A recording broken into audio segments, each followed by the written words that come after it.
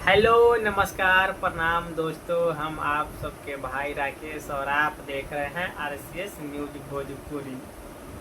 दोस्तों, भोजपुरी के एक एक्ट्रेस है सपना चौहान जी। उन्होंने खेसारी लाल यादव जी के लेकर बोल दी एकदम बड़ी बात। पहले आप लोग वीडियो देखिए, फिर आगे बात करते हैं। तो वीडियो देखिए।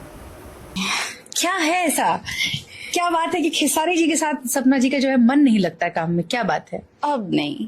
क्या हो? स्टार्टिंग में एक्चुअली क्या था उनका ना, ये बहुत इल्जाम लगा दिया था उन्होंने कि ये तो मुझे जान से मरवाने की कोशिश मैं उनको जान से मरवाने की कोशिश कर रही हूँ। सीरियसली? यस।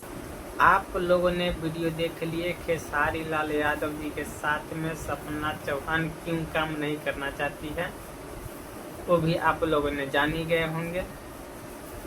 खेसारी लाल यादव जी के साथ में सपना चौहान इसलिए नहीं काम कर रही है क्योंकि खेसारी लाल यादव जी को लग रहा है सपना चौहान हमें मरवाने की कोशिश कर रही है। आप लोगों ने खुद देख लिए, प्रूफ के साथ खुद सपना चौहान जी बोले हैं। आप लोगों को क्या लगता है, ये बात हो सकता है क्या? मुझे कमेंट में ज़रूर बताइएगा और इस वीडियो को ज़्यादा से ज़्यादा शेयर कीजिए।